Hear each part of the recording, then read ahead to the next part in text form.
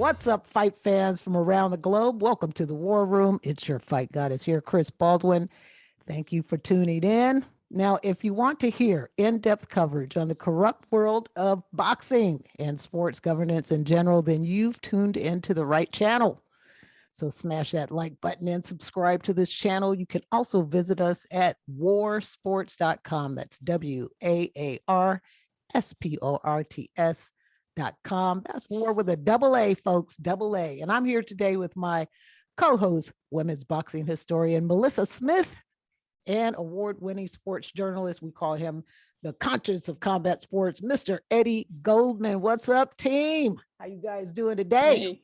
How you doing? How's everybody All doing? right. Well, I'm fantastic. It's been a kick-ass weekend. I'm a little, say, a little hungover from festivities yesterday, but we're going to be talking women's boxing in this edition. This is a women's boxing plus edition, and we've got a fight coming up this weekend, right, Melissa? Cameron versus McGee.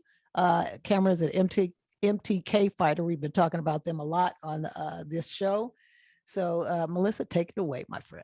Sure. Well, Shantan Cameron, who's 14-0 and the current WBC world title holder, will be taking on American Mary McGee, who is 27-3 and the current IBF world titleist. Cameron had an active amateur career with a total of 65 bouts and a 47-18 record. She did not get to Rio in 2016, but she did fight in the amateurs up to and including the trials for those games. McGee, on the other hand, came up through the ranks as a pro fighter with a lot of tough scraps, and her only losses to the likes of Holly Holm and Argentina's great fighter Erica Farias, when Erica was more in her prime versus her recent losses against McCaskill. This should be a very good fight. McGee has felt for a long time that she hasn't gotten the respect she deserves. So this is a very big platform for her. It will be shown on DAZN. It is part of the first of two unification bouts at the super lightweight division, both of which will be shown on DAZN, and presumably the undisputed bout will be shown on DAZN as well, although there is no date yet as to when that's going to occur. One would assume sometime in early 2020. I'm going to add that women's boxing is well past the time when it should be thought of as an afterthought or a sideshow or a dang joke. With this generation's crop of very brilliant fighters of the likes of Claressa Shields, who, by the way, is fighting in her second MMA fight Wednesday with PFL. And then you got Katie Taylor and Amanda Serrano, not to mention the women who will be competing over the next few weeks, Cameron and McGee, who I just mentioned. Plus you got three other unification bouts happening, one more in the super lightweight division between Callie Reese and her opponent, Jessica Camara. And then you've got in the junior lightweight division, you've got Terry Harper coming back into the ring after her second time she broke her hand and still maintained her belts.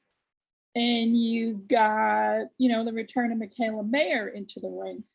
So this is like some really serious stuff. Plus this weekend, we've got two of Mexico's greatest fighters, female fighters. Mariana Juarez, known as La Barbie, is fighting Jackie La Princesa Azteca Nava this Saturday. I mean, if you're in Mexico, this is bigger than a Pacquiao fight. This is how the level of this is. It's something that should have been happening a long time ago, and they've been really pushing for it. So in terms of what we say women's boxing is alive and very well indeed. Thank you. Mm-hmm. But what will it take to push this sport into the 21st century, right? Sure. Showtime Stephen Espinoza assured you, right, Chris? He said, right. We're going to look forward to seeing female bouts on upcoming cards in 2022. But I'm sorry, where were they in 2021? Right. Truth is, we've heard it all before. And on today's show, we want to talk about this, the brilliant fall of women's boxing this fall, great opportunities. And what is going to happen into the future? What are we going to be seeing? Because it is time. It is past time. These women can box. I can tell you just 2 fights this weekend.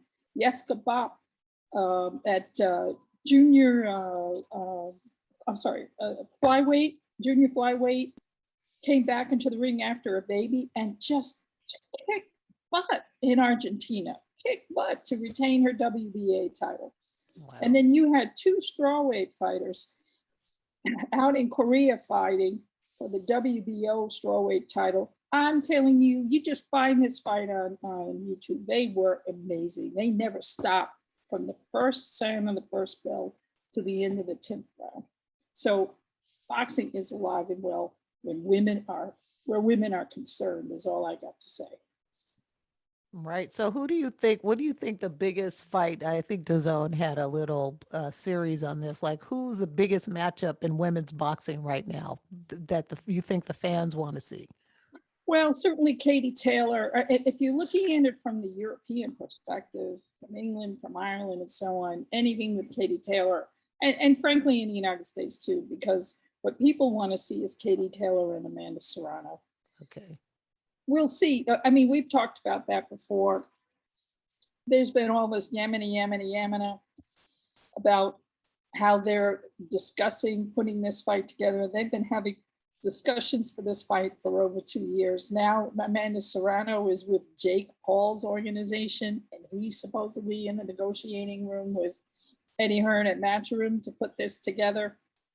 We still haven't seen anything on a date or anything on what is going to happen with this fight. But that's certainly one huge one. And the other one is going to be Claressa Shields and Savannah Marshall. Now, we just talked, that is going to be a fight. First of all, bad blood, right? Claressa Shields' only loss in the amateurs in the run-up to the 2012 Olympics was against Savannah Marshall. Now, that was a long time ago. Both of these women have had excellent amateur careers, stupendous pro careers. Savannah Marshall just destroyed her last opponent a week ago. She's got punching power. I just don't see. I love Claressa, but you know, if I've got to pick, I'm going to go giving the edge to Marshall just because she hits really hard, and you know, and we'll see if Claressa can take it. You know, we'll see if Claressa can take it. Listen, she got put on the deck already once, right, by Hannah Gabriels. So she's had that experience of getting put on the deck. She jumped back up, you know, with a flash knockdown and went on to win that bout. But she has, you know, she's known for not winning by KO. Right. Now, we'll see what happens in her second MMA outing this week. You know, her first one went 3 rounds. She was losing on the cards the first 2. She was getting destroyed. But somewhere in the middle of that second round, it started to kick in that, oh, I got to win. And Claressa's desire to win overcomes a lot. And she got up and she completely destroyed her opponent and was able to come out with the win of her first bout. Now, what happens in this one is interesting. You know, her fighter is more of a stand-up fighter, her opponent. And, you know, what that's going to mean in terms of their whether or not Claressa uses other tools besides strikes will be interesting to get the win. Certainly when we watched her performance in that first fight in MMA, you could actually watch her ring IQ coming up round by round by round. It's like, okay, here she is. She's not a native fighter. She never did karate or or taekwondo or judo. She just always boxed. So this was not native to her to be grappling on the ground, but you can see her learning as she fought. So now she's been back in the gym, and we'll see whether or not she's able to apply some of that. The other thing, you know, she had a really interesting ESPN show about her. The 3rd episode in particular, she really showed a lot about her life and talked very openly about sexual abuse she suffered as a very young child, her own current relationship to her family, and the fact that she is really the head of her family at this point and is taking care of her brother in the summer who's got mental health issues. looking after her mother, who also, you know, has some difficulties coping. So there's a lot on this young woman's shoulders. It is why she held off having this fight in August and pushed it to now. So we'll see just how focused she is in the ring or in the octagon or wherever the heck these things are called. It's the octagon. The octagon. It's not technically not an octagon, right. because that's the UFC The cage. Pirates The trademark. cage. Yeah, Right. So she'll be in the cage, in the PFL cage. Right. And, you know, and look, it's interesting because as with Amanda Serrano, another of our top 3 female fighters out there, she went into MMA because she said, hey, where's the scratch? You know, you're giving me all this promise and I don't see my $1 million. And that's a woman who wants to see $1 million. Right. You know, She needs that's $1 million the payday. threshold. $1 million She wants that $1 payday. million payday. And she's been on, Claressa Shields has been on Showtime a number of times before, but she's not an Al Heyman fighter. So that kind of dried up, you know, and so now she's going to be on ESPN fighting in another sport, as in which you said she certainly doesn't have any wrestling or grappling background, a couple of months training here and there. And she's on another network in another sport, because a bigger network like Showtime, which shows boxing, also does show MMA, but it showed her for several of her fights, isn't putting her on. No, they're not. And, you know, her last they're not putting her on anymore. You know, she was the queen of their sort of nighttime, their junior level, if you will, on Showtime. And then that was the end of that. She has re-signed with Dimitri Salita. You know, as her manager. As part of her management. Dimitri's a promoter. Is her promoter. Her manager is Mark Tappet. You know, and what they did now is sort of said, okay, let's go to Sky Sports and we'll get this Savannah Marshall thing done and we'll get some cash. Right. And she builds a European audience. I mean, because her fan base here is not, you know, she needs to build a fan base. Right. She And needs to build a brand.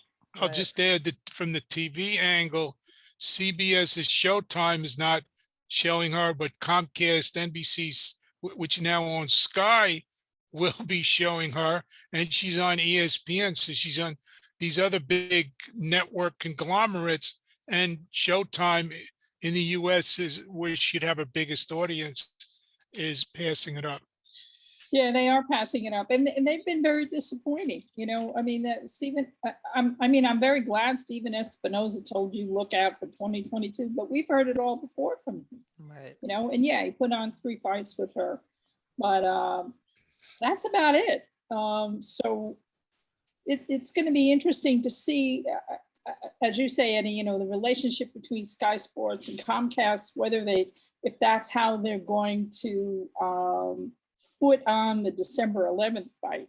For instance, you know, Savannah Marshall just fought on Sky Sports. The only way to watch it was on, I think it was Fight Night or one of those little streaming services. Fight TV. Yeah. Fight TV, that was it. And it cost $19.95. Now, I put it out there because I really wanted to see the bout. But if they're going to do that, they can't do that for this fight. They have to really put it in. If they're going to have Claressa Shields, even on this December 11th card, where they're both on the same card, they're going to have to do something a lot bigger than Fight TV, because they've got to be able to build up the excitement and the interest across a lot of different markets in terms of boxing. And Claressa Shields, you know, she's crossing over. I mean, she's developing, you know, an MMA fan base somewhat. She's visible, and she's really trying to make some very important statements about women in the sport, women in sports at all, sports equity, pay equity in particular. Right. So, and she's also out there representing as a Black woman. And I think we've talked about this before. Right. She's not apologizing. You know, she's like, this is me. She has nothing to apologize for. Exactly. Okay. So this is me, I'm here. You take me or not. Right, exactly. And people are starting to say, right. And, you know, that ESPN package on her was really special. And it got a lot of play. And we'll see what happens out of all this. Right on. You got any background on like what's the Twitter chatter on the Callie Reese fight that's going to be on Not DAZN? much, not much has been said. There's been a lot on this coming Saturdays, on the fight on the 30th, on Friday, because it was supposed to be the fight where Dillian White had the main event against Otto Wallen. And what happened with Dylan White? I mean, did he pop positive or something? They say he had a shoulder, I think it was a shoulder injury. Oh, he Shoulder faked the injury. shoulder Pull injury. out. Now, yeah, the thing that what's quite interesting about that is even if he really did have an injury that got too bad where he could fight, the announcement clearly said his fight with Otto Wallen was canceled. Usually when one fighter has an injury, they say it's going to be postponed to a later date. Even they may not know the date now. They just flat out said canceled.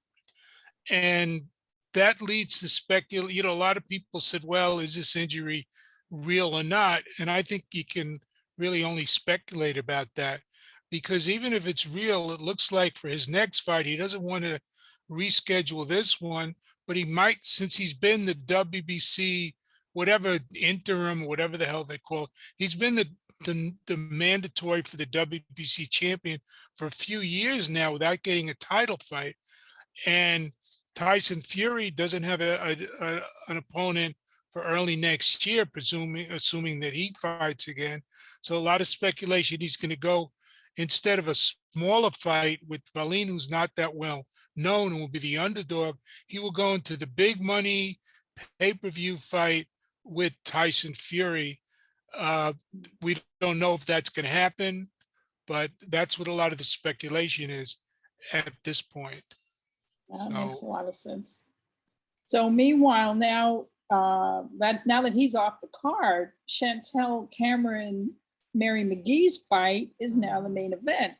And that's where the Twitter talk's been like, British fans have not exactly been thrilled. Let's just put it kindly.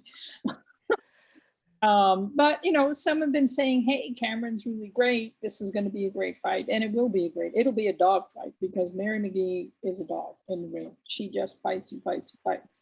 But yeah, they're having to offer refunds to fans who purchase tickets to see Dillian White fight, because he's and most people have him as a top 5 or so heavyweight. He's considered in the UK a pay-per-view fighter, and now he's out of the main event for whatever reason.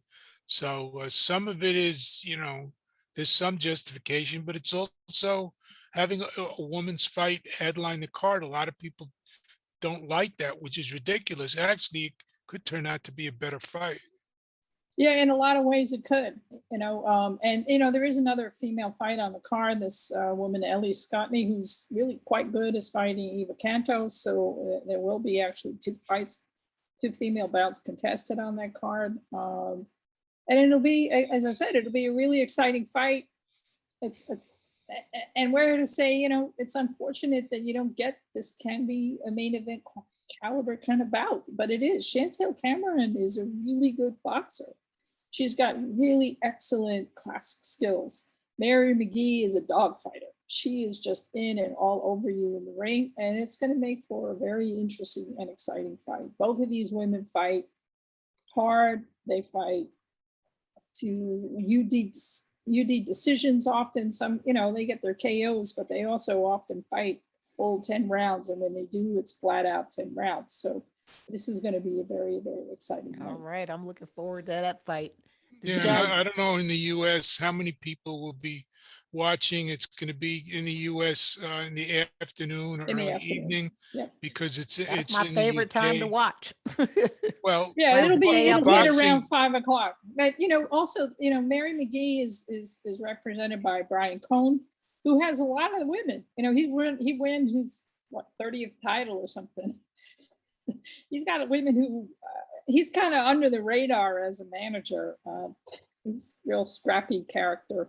He and I have had a couple of run-ins because he didn't like what I wrote about somebody in an article once. But he really works hard on behalf of his fighters. And, he's got Callie Reese and he's got Ebony, the Ebony Hughes, who's been fighting in England. She just recently lost, but she's a really scrappy fighter. So he has some really interesting women that he has managed in the past, and he's got some really good champions out there, or almost champions, if you will, or people that will be contenders. So he's as I said, he's an interesting character. He's basically working out of his house in Philly, not a big organization by any means. And he ends up working the corners himself. So it's really kind of the opposite of what like MTK Global will be giving shit out. Right. Cameron. But don't underestimate the fact that he's got a lot of heart and a lot of desire to really represent these women as best he can. And now that he's got Callie Reese working with him a lot of the time, she actually has been working Ebony's corner. It's an interesting sort of outlier that suddenly finds himself in the mainstream of women's boxing, because his fighters are fighting on these cards, and he's managed to make a relationship with Eddie Hearn and Matchroom and DAZN to be able to get his fighters on the card. So there will be certainly a bunch of Americans watching this fight, watching it because they love Mary McGee and they really feel her time is more than due to get into some decent money and to get into some decent exposure as a boxer. Because certainly in the United States, one of the hardest things is getting seen at all. It doesn't matter if you have belts. You're not getting seen except in some local market or on YouTube or on Facebook at fight time with really bad cameras and no commentary at all. This is a big time. Yes, well, we need more, I think we need more outlets that shows like hybrid. It doesn't have to be all women's boxing, but maybe like just a women's sports network. We also need women on the cards. Where are the female fighters on these cards? I think a lot of times as the matchmakers, it is hard to make women's fights. I do believe that. And if they're not cross promoting, because this is what I hear some of the promoters saying, that these fighters get locked into certain things and they can't cross promote. So, the boxing community, boxing industry professionals have to do a better job opening up avenues for women. Yeah, certainly, PBC for one. They forget what that women, and they only had one, their first female fight was actually Hardy and Shalito Vincent, shown streaming behind Errol Spence. That was in 2016. It was actually the same day that Claressa Shields won her gold medal. Right. PBC doesn't really have any female fighters, right? None. Right. That's why Mayweather was like, go talk to Larry when I asked him about female fight. Yeah, and he had female fighters. He had Savannah Marshall and did nothing. He did nothing. Right, because he doesn't like women fighting. That's why. No, he actually had her signed. You could shorten that sentence just saying he doesn't like women. Women, right? Exactly. Okay. Well, yeah, that right. would help. But yeah, he had Savannah Marshall signed and did nothing for her career until she went back to England. So she's doing what she needs to do to get her money and get herself out there and get the fights she needs, because she's a good fighter, that's for sure. And as you say, she's going to give Claressa Shields a hard time. That's going to be a good fight. That's the main fight I want to see. Like, I want to see Katie Taylor because, I'm a fan, but I think the most explosive fight is going to be this one with Marshall and yeah, certainly it's right for all of it writes itself in terms of the pre-fight promotion and bad blood, stare downs, all of that boxing hype we love. That'll certainly be there. Serrano Taylor, it's very suitable. All right. The thing we also have to talk about a little bit is Claressa Shields' MMA fight that's coming up in PFL, which by the way, they're putting on the same night as Game 2 of the World Series, so that's gonna, really hurt the ratings on that. But this looks more like, in some ways, like the way boxing does matchmaking, because her opponent, Abigail Montes, is much younger, uh, less experienced in anything, only has like a couple of MMA fights herself, and is smaller than Claressa Shields. And Montes gave an interview recently saying she's going to outbox Claressa Shields in MMA because her boxing for MMA has holes in it. If she's going to come out doing that, this could be a very short fight, like a lot of these MMA fights are, where people just stand feet planted like they're in cement, squared up, and just throw bombs at each other. She's going to be on the short end of it. But if she takes Claressa Shields to the ground, this will be interesting again too, because Montes won her last fight by ground and pound. And the first fight that Claressa Shields fought, Elkin, was not that good at ground and pound or submissions. And if Montes is preparing for that more, Claressa could still win, but she's going to be fighting, what, a little bit over a month, like 6 weeks or something afterwards. She could get cut or injured or something in this MMA fight if it goes, if it goes to the ground, it goes to any difference. So there are a number of dangers that are going on, but it looks like it's set up for Claressa Shields to really win in this fight with PFL. And I don't know if she's going to continue to fight in MMA afterwards, or how much MMA. I think that really depends on what opportunities she gets in boxing. And if they do make the fight with Savannah Marshall next year, and it's on Sky in the UK, they got to find an American television broadcast partner. And I just think it's unlikely it's going to be on the zone in the United States. It's possible, but I just think it's unlikely since they're such rivals now with Sky. And I don't know who else. I really don't know who else there is, because Comcast, NBC, they're closing down NBC Sports Network at the end of the year. They're not really showing boxing anywhere on any of the Comcast, NBC networks. And ESPN, again, is sort of, they possibly could pick it up. Somebody could pick it up. I don't know at this point where it's going to end up. So she's gonna need that to get the audience over here, but she may have to be going on the road a lot more.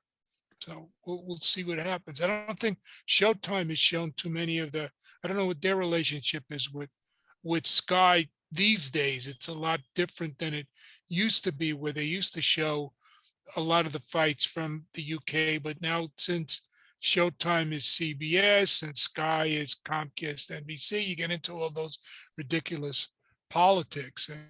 But she'll continue her career where she needs to go. We'll see what happens. She may become bigger internationally, Right. and if she has to do that, fine. That's the correct road for her.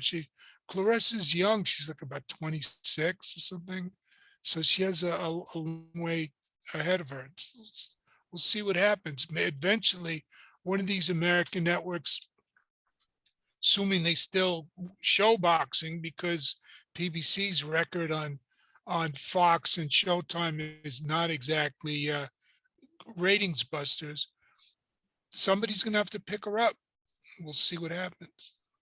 Yeah, and we'll see whether, Sky makes a deal with Top Rank to show it through them on ESPN. I know, I was in a Twitter sort of back and forth with Mark Taffet, Claressa Shields' manager, who assured me that, yeah, it's going to definitely be shown in the US. I can't imagine he was referring to Fight TV. Let's put it that way. It's got to be something more major that's a real boxing channel. So we'll see what happens as it gets a little closer, and maybe we can dig around and try to see if we're getting any answers. I do know that if they're in the US, you cannot get a Sky Sports account for the US, because I tried. last week when I was trying to get to see Savannah Marshall's bout. So, you know, they're going All to you have got to to do do is something. use a VPN. Yeah, I guess. Yeah, I thought about that. That's it. That's all you need. Yeah, just People emulate will end up UK. just streaming it on one of these pirate sites. This is what they really shoot themselves in the foot. The harder they make it to see these fights, the more people will be forced to turn to these pirate sites where they make absolutely nothing out of it. And once people get used to using these pirate sites, they'll use it more and more and say, why should I pay for any of this stuff? Well, yeah, exactly right. And again, you know, you can't really imagine that you're trying to market the Shields Marshall, you know, as a gang war. So, you know, as this real grudge fight, the grudge match for all these years ago. Claressa Shields only lost. You cannot possibly market that and get the kind of money you're going to want to get, because you're going to have to pay these women some real cash here for this bout.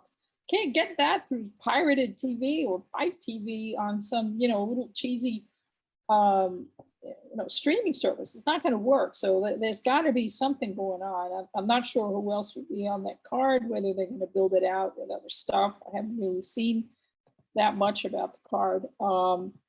But it's something that I agree, you know, if women's boxing is to grow, this problem has to be resolved. And there's no reason why it shouldn't, because in my mind, it saves boxing in a lot of ways. These fighters are great, and it brings in new audiences and new opportunities. And not to put money and time and promotion into these fights is very, very, very foolish to the sport as a whole, in my opinion. And what's interesting is up till 5, 6, 7 years ago, there was very little women's boxing on American TV. There was some, but there was none in MMA, and UFC said they weren't going to show women's fights. And this is maybe like 8 or 10 years ago. And when they got Ronda Rousey, they promoted her, and that drew in a lot of money for them. And now they regularly have women's fights, and they used to be behind boxing in terms of showing women's fights. Now they're ahead of boxing and showing women's fights. And that's true for other MMA promotions, Bellator, One Championship, PFL, you know, and some of the others. So they've totally fallen behind in this, and the American networks are just, you know, so backwards and stodgy in this. It's absolutely utterly preposterous what they're doing, and it's part of the general decline of boxing too. It's the same stuff over and over and over again. And I just don't see a great future for boxing on American networks.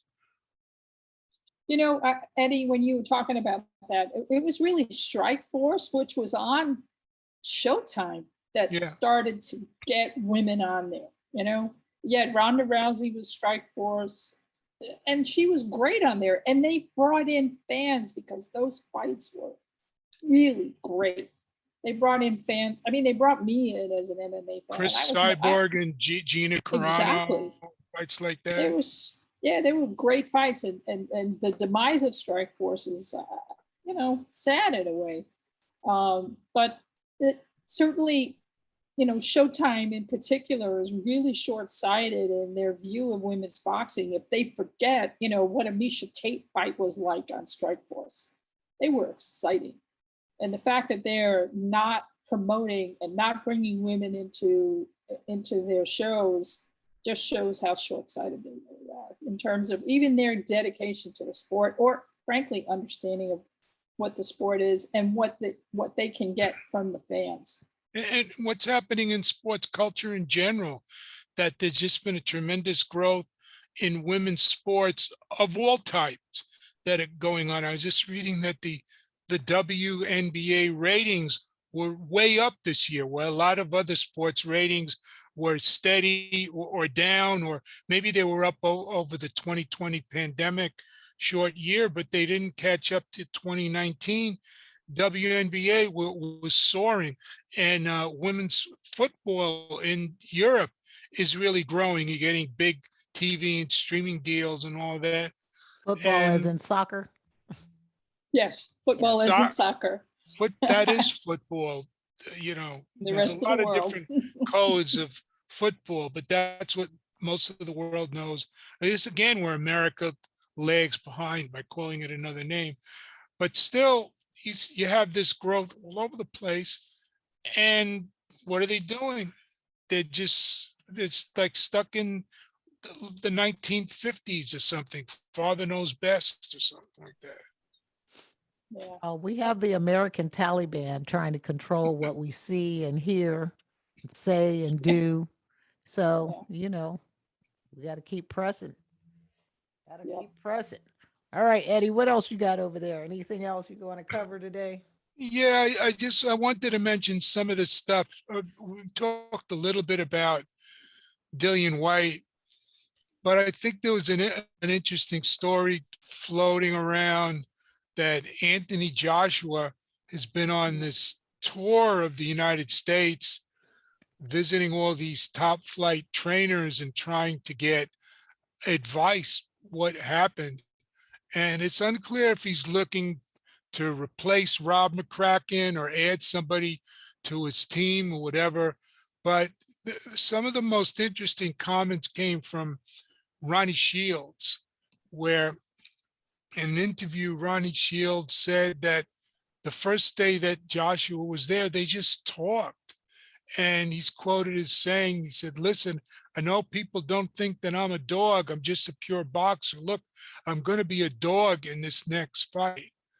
And then he said, I'm going to be a dog in this fight. I just need you to show me how to be the best dog that you can teach me to be. Now, this is a guy who was an Olympic gold medalist, who was undefeated and won all these belts in whatever it was, his first 20-something fights, who's now lost 2 of his last 4 fights, who is completely flustered in terms of how to fight the smaller Usyk, who's a great boxer, and he tried to box with the boxer instead of fighting with him.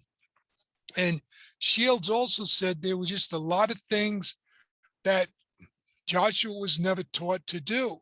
And I think this is what happens when you focus so much all these years training with an amateur trainer.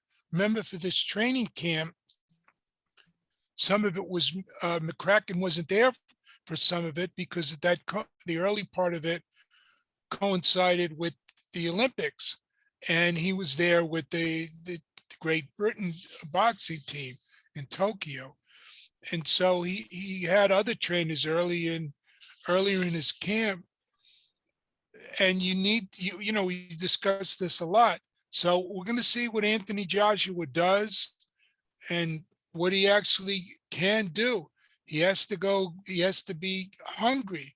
And is he really hungry? To me, it's a good sign that he's visiting all these trainers like Eddie Reynoso and Robert Garcia, and I think 1 or 2 others.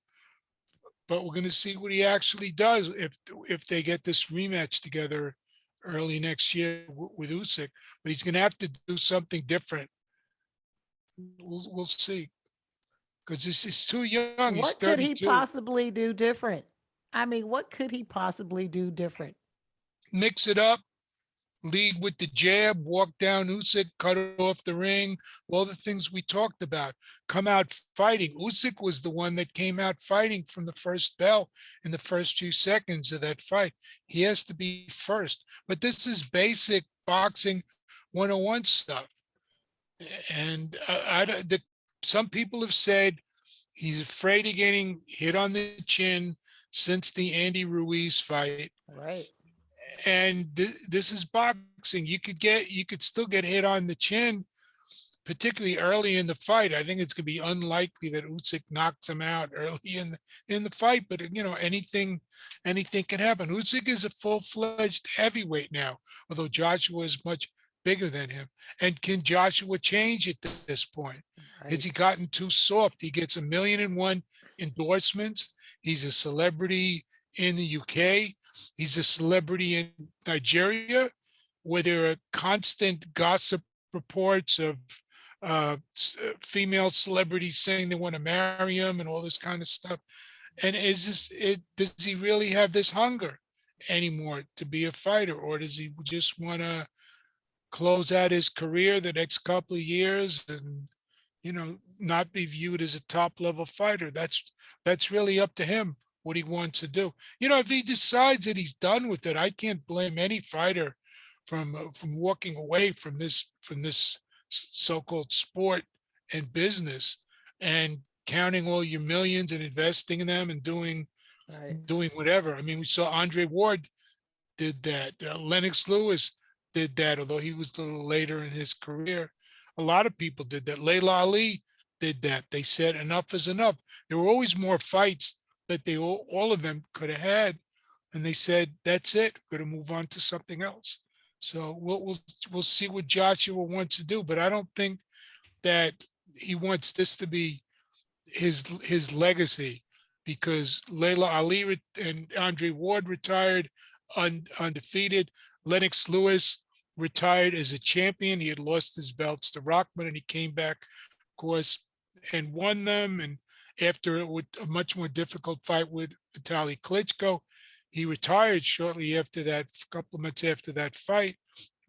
But he was done. And so he's an announcer, and Andre Ward's an announcer, and Layla Ali has moved on out of boxing to all sorts of other things. We'll see where Joshua's head is at this point. It's an interesting story. But I always felt in the beginning he had the potential to become, and I always emphasize potential, to become just about as popular as Muhammad Ali was, an international superstar. And that hasn't really materialized. So we're going to have to look for an Anthony Joshua 2.0 or 3.0, whatever Right. you want to call it. Does he want to do that? And can he do that? We'll see what he does. Yeah, I mean, look, the Anthony Joshua that came out in the second Ruiz fight is the fighter that can then make adjustments. He made adjustments to do that fight.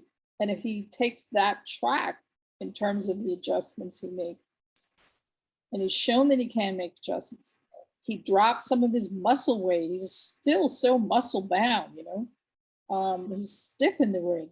But if he gets that kind of looseness and flexibility, maybe there is a chance. But it's also, where is his head?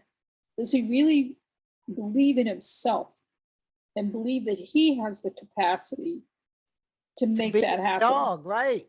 To be a dog, and to be loose enough and flexible enough to go with what he needs to go with. He was so unprogrammed into this channel that he wasn't even seeing what he was seeing. He just didn't know what to do. And some of that, I think, is just, he had lost the capacity to even see who he was fighting. And I'm not sure why that is and what caused that. And maybe at the end of the day, he really doesn't have a natural IQ for the game, which is, something that great fighters have, that ability to just suddenly something clicks in the ring and then you just go into another place. And he did not have that kind of jazz improvisational flair in his fight with Usyk at all. And that's what he needs to do in a second fight. He needs to be a master trumpeter, a master boxer who can go in there and improvise. And he just doesn't seem to me to have that tool set right now. And if he does have it, he needs to unlock his mind to access that toolkit so that he's able to carry that on. Otherwise, there is no way he will win a second fight. Yeah, because if you can't make adjustments through 12 rounds, you went 12 rounds doing the same shit. So I hope he can make a change. I hope he does change his trainer. I hope he does dig deep. I hope he finds a sports psychologist he can work with, because it is, a lot of that is mental. You could see like that, just that whole defeatist attitude comes, like you could see that body language in him. So I hope he gets it together, because I agree with Eddie. He had the potential, or he may still have the potential to be as a superstar like Ali. Yeah, and if he were to come back, he would get there. But again, I agree with both of you. He's got to have it in his head. He's got mental game. Got to get it together. It's all a mental game, and and you have to want it. You have to be hungry. And you're right, Eddie, you know, maybe just being on the receiving end of all those gossip columns and, you know, being in the Sun every other day, or the Mirror, or all those other British papers, with, you know, whoever's arm candy he's got is just too much. And you got to get back to the basics and get into a real camp where you're out, you're doing nothing but fighting. Yep, I agree. All right, my beautiful people, I think that's about all we have for you guys today. Eddie, you want to tell the people where they can find you? Yeah, the main discussion on social media is on Twitter at NHB News, my site eddiegoldman.com, and my Patreon page, where the latest article I talked about the idiocy of the return of the pay-per-view model, about how that's comparable to the return of bed bugs and cockroaches, and that's Patreon. Oh, I missed that article. I better Yeah, it just came up a couple of days ago. Patreon.com/Eddie Goldman, and we'll see where this all goes. So, and also go to my Redbubble page and get some No Holds Barred with Eddie Goldman t-shirts and stuff like that, especially with the holidays coming up. Buy a bunch of them and give them gifts to people. There you go. All right, Cool. Melissa, tell the folks where they can find you. Hi, on social media, I am at Girl Boxing Now. That's Twitter and Instagram. My website is girlboxing.org. I also have a WAAR Sports page. So if you miss it on YouTube and you miss it at warsports.com, you can always find it at girlboxing.org. And I'm just, you know, hope to hear from y'all and look forward to continued discussions on this great sport. That's right. We're talking sports justice radio here, people. And I am your fight goddess. You can follow me on Twitter at Angry Afro Radio and on IG at La Fight Goddess, LA Fight Goddess. Guys, check us out at WAAR Sports. That's WAAR with a double A, WAAR, sports.com. And we'll see you guys next time. Peace.